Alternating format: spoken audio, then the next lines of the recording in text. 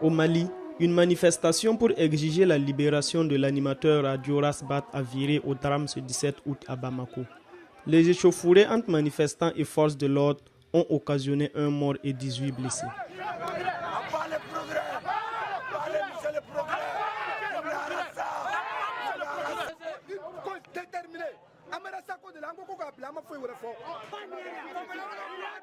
Pour bon nombre d'observateurs, ce ras-le-bol généralisé va au-delà de la personne de Rasbat et traduit le malaise que vit la jeunesse malienne. Bon, il a été arrêté, on lui a certainement reproché des faits.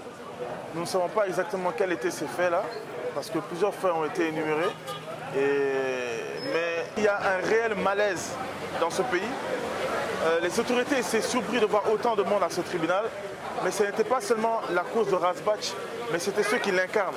Ce malaise, ce découragement collectif, tous les gens qui avaient des problèmes, tous les gens qui avaient des soucis étaient là-bas. Et cela doit vraiment interpeller les autorités pour voir que peut-être qu'ils doivent être plus à l'écoute du peuple pour vraiment être en phase des réels problèmes que le peuple subit en ce moment. Cette grande manifestation du 17 août est le fruit d'un appel à mobilisation lancé par Rasbat la veille sur sa page Facebook. Pour les avocats de Rasbat, son dossier est tout simplement vide et aucune poursuite sérieuse ne peut être engagée contre lui. Il est poursuivi pour, dans un premier temps, outrage public à la pudeur. Lisez l'article 224 du Code pénal. L'outrage public à la pudeur, c'est une infraction fourre-tout.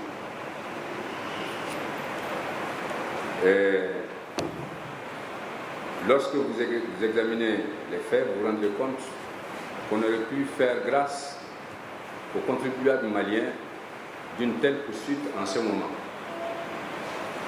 Il est poursuivi également pour avoir violé, dit-on, les dispositions des articles 144, 147, 148, 149 pour avoir outragé des personnes dépositaires d'une autorité, notamment la personne du procureur général Daniel Tessougé. M. Daniel Tessougé n'exerce plus les fonctions de procureur général depuis plus d'une année. Allez-y savoir pourquoi. C'est en 2017 ou en 2016 qu'on va penser rattraper une personne et la poursuivre pour des faits contre une autorité dans l'exercice de ses fonctions qui, elle, avait la possibilité, si les propos étaient tels qu'on veut bien les présenter, de le poursuivre alors. Troisième chose, on dit qu'il aurait asséné des paroles tendancieuses et des paroles tendant à démobiliser les forces armées. Nous savons que ceci est une contre-vérité. Nous savons que ce monsieur a toujours soutenu son armée. Il a toujours demandé aux Maliens, jeunes comme vieux, femmes comme jeunes, de ne pas désespérer de leur pays. Dans son appel à mobilisation, Rasbat invitait les jeunes Maliens au calme et à la retenue. C'est également le message du rappeur Master Soumi.